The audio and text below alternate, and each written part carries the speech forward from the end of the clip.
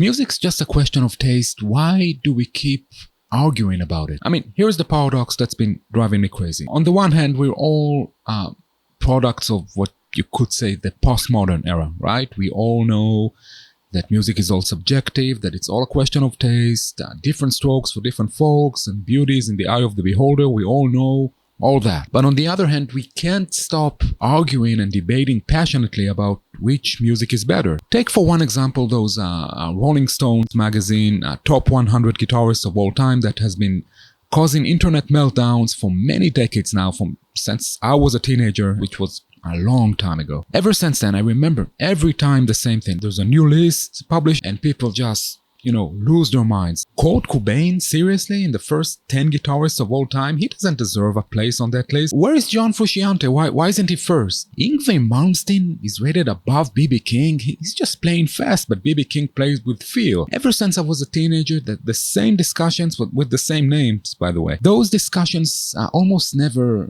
ask the deeper questions of like what makes a guitarist good.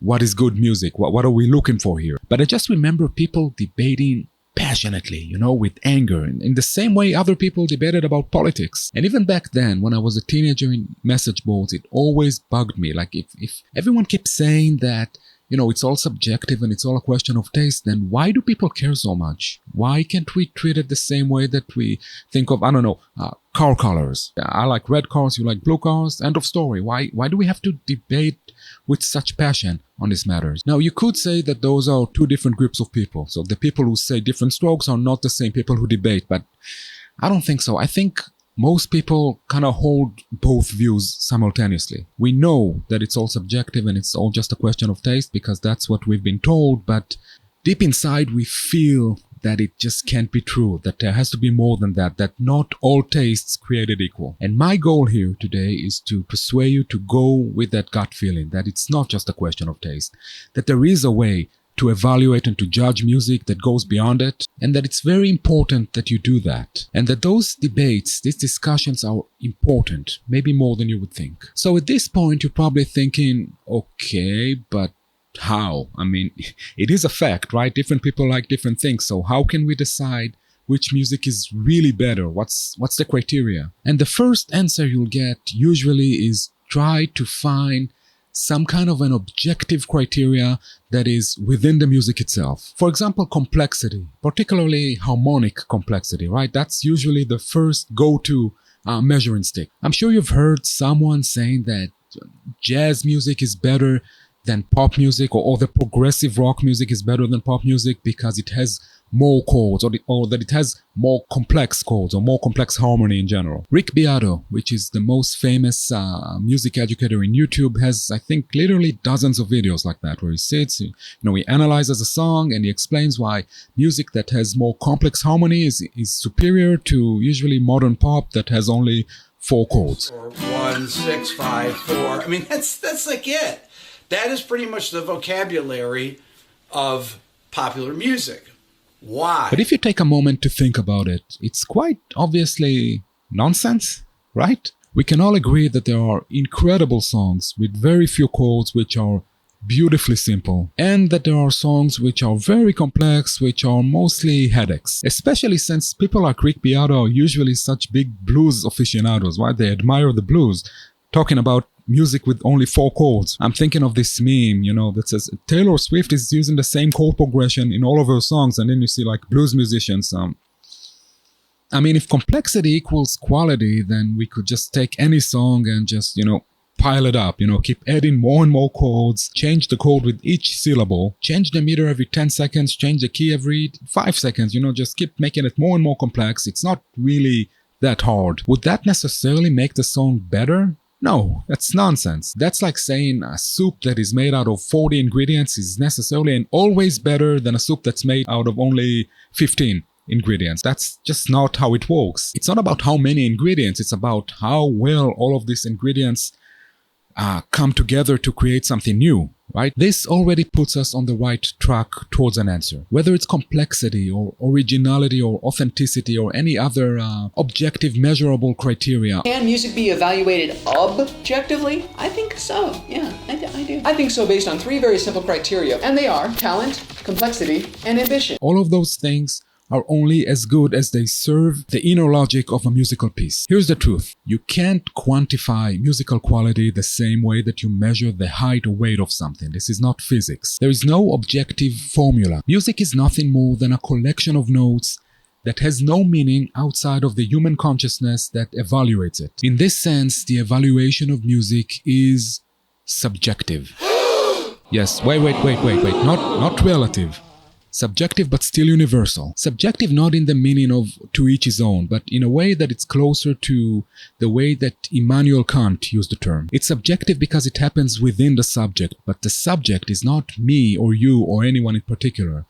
The subject is the human consciousness. It's kind of like studying medicine. In med school, you don't study about a specific individual's body, but you study about the human body and how to cure it. Of course, there's no such thing as the human body. It's an abstraction, right? But it's a very useful one. When I go to the doctor, they know how to treat me even if they've never met me before. They didn't study my body. They studied abstract models, which is good enough because even though we all have different bodies, we all still belong to the same species. Our basic systems work pretty much the same way. And if that's true about our bodies, it's true about our minds as well, including the way we process music. Our musical cognition works more or less the same way. And this shared musical cognition gives us the foundation for something closer to real musical judgment. Wait, hold on. So you're saying that our brains process music more or less the same way and that's the way to get to real musical judgment. But if this is true, then why don't we just agree? You know, some people like Bach, other people like Sabrina Carpenter. That question is actually the key to everything I'm trying to say here. The reason we seem to disagree so much is because we let our biases get in the way of our true judgment. Let me just give you a few quick examples. Let's say there's an old American general. He spent his entire life in the army. He's patriotic to his core. And when you ask him, say, what's the greatest piece of music ever composed? He might say, while the Stars Spangled Banner, the US national anthem, of course, it brings tears to my eyes every time I hear it. I think it's fair to say that this is not really a musical evaluation. I'm not questioning his experience, but he's not talking about the music itself as a composition, right? That the Star Spangled Banner is obviously not the greatest piece of music ever composed. He's reacting to the idea behind the music, what the music represents, not to the music itself. That's what I mean by bias. So a real judgment has to be about the art itself, not what the art is about that we personally connect with. This happens all the time. People who like a certain piece of music because they can identify with the message behind it, whether it's political or religious or any kind of an idea behind the music that they personally believe in. Or even just a happy memory they have. I love this song because they played it when I first met my wife. Our brains are very good at connecting music to specific times and events, and especially the emotions we felt during those events. And all of that is fine and legit, but these are personal experiences, not musical evaluations. If we really want to evaluate the music, we need to set all of those biases aside and to just focus on the music itself, how good it is, on its own terms. Why is it so important that we'll do it? I'll get to it in just a moment. In general, I think it's important to separate, things that I like and things that are good. It's a tricky distinction, but it's an important one that we can all do with a little honesty. For example, I was a teenager during the late 90s, so a lot of pop music from that era is very close to my heart. Yes, this one. Yes, also, yeah, that too. We all have our guilty pleasures. I love those songs, but do I think they're good songs? Like, honestly, search your soul kind of way? No, they're not good songs. I enjoy them mostly because, well, I grew up with them. It has been studied that the songs that we loved as teenagers, we will love for our entire lives. So that's one bias right there. But setting that aside, I like those songs the same way that I like junk food. Doritos, for example. We all love Doritos. Is it tasty? Of course it's tasty. That's the whole point of it. I love it as much as anyone else. Well, maybe a little bit more. But do I think it's good food? No. Obviously not. It's an industrial junk. It tastes good because it's been meticulously designed to manipulate our brains. It uses all kinds of chemicals like monosodium glutamate to mask the lack of natural taste. It hits the umami receptors in our brains, making us crave more and more of it. So it's very addictive, but it has almost no nutritious values. And a lot of pop music, not all of it, but a lot of it, works the same way. It uses synthesized sounds and catchy hooks to make itself very addictive to the brain. It gives instant pleasure. It presses all the right musical buttons in our brain, but in the end, it doesn't say anything. It doesn't have any artistic value. And look, there's nothing wrong with this kind of trash pop, just like there's nothing wrong with some junk food every now and then, just as long as we know that that's what it is. My point here is this: if we can even partially remove all those biases and even set aside the question of whether we enjoy something or not, underneath all that, there is something more real, our higher self, if you will, something more universal, our shared musical cognition, and that's the way to find out which music is really better. If we learn how to look at a piece of music for what it actually is, its inner logic, how well it expresses that logic, and if we'll take the time to really listen to it deeply and with focus, an ability that's becoming incredibly rare, then we can begin to evaluate the music in a way that goes beyond personal taste. So this is me editing this video, and I just noticed that there is a point that wasn't clear enough. And the point is that even if we could remove all these biases, which is not really possible, it's an idea.